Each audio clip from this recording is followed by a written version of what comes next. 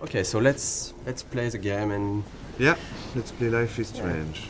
So this is the very beginning of the game. I think this is one of the very difficult sequence of the beginning of the production because this is the first time the player will see what the game looks like and will be inside the story. So we got a lot of discussion about this one and a lot of discussion about the shots, how we are going to present Mac's character.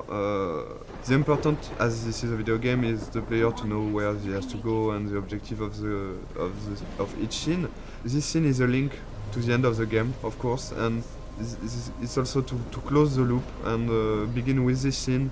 And when you know the end of the game was something we really wanted to have, so we can see all the FX, and we've got one FX artist, very talented, Thomas. Here you can see a lot of his work, all the particles, the tornado. We took a lot of time to work on this tornado because when you're working on an episodic game, it's important to still hook the player from episode 1. So that's the kind of discussion we had about the rhythm, to when should we put something that has a bit more impact and that feels something that shows the player that there is something bigger.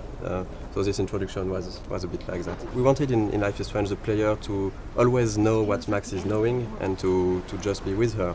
At this moment, Max doesn't know where she is and the player doesn't know it either.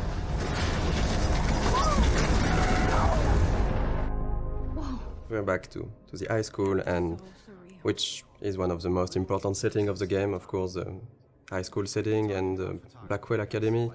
High school is something where the player will feel comfortable because he knows it, but the transition from the cliff to there is the twist of having something really different, and that should hook the player to say, oh, it's not just a teen story, there is more to it. And then, of course, we can go much over than that and twist it and change the characters. But it was an interesting starting point creatively.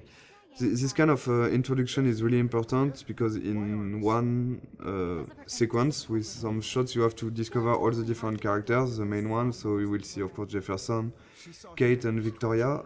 And it was quite hard to decide between not showing too much, to not break the idea of the game, to not be too big compared to what the game would be after. There is a lot of themes of big ideas on the game, and of course photography is one of it, because photography is still a way to look back to the past. It's linked to the theme of rewind and time manipulation and nostalgia, and that's one of the reasons why Max came back to Arcadia Bay to attend this photography class. I think for the player to be like Max back in this town when she don't know everyone, but you've got to respect the schedule. It's really, as a player, something great to discover. Also, the lighting was really important in this scene to break the cliff ambience by this sunny atmosphere and all this light coming from the windows. And maybe we decided to have a private high school rather than just a regular high school of course for the photography course, but it was also to be able to have less students because we wanted the story to be a bit more intimate. We didn't want it to be like this huge high school with so many students. Based on what the player is doing, you can really learn more about them and see that they're actually not just the stereotype and the archetype you would think they are. This is still a perfect example of how episodic is hard, because if you look closely at this poster, there is a mistake on it. It says that the exhibition takes place in the De Young Museum of Art, when actually it's not that in episode 5, it's the Zeitgeist Gallery. We have a really great community, so thank you guys. And people found out this mistake, and yes, it is a mistake. It's when in episode 5 we found out that we couldn't be a museum, it was too big, so it has to be an art gallery, so we changed the name, and yes, there is a mistake like this in episode 1. How cute I looked yet. I was about to. Welcome to the real world. We really wanted to have this feeling of being part of a whole high school. So it means a lot of people, it means bullying, it means difficulties when you're a teenager in this kind of world. And showing the different cliques and different kind of teenager. I think a lot of players love this introduction. The use of music here is really important. As Max feels insecure in this atmosphere, we wanted her to isolate, and the music is a great way of isolate yourself when you just want to be on your own. And so since the beginning of the game we were working with licensed tracks, licensed music. We test when we testing and prototype some scenes, we put some licensed tracks from artists we love, and Scene Matters one of them. And when we ask Jonathan Morali, who is the lead of Scene Matters, if it's possible to use his music, he's a gamer, so it was really happy to have this new experience, and for us it's just incredible to work with him.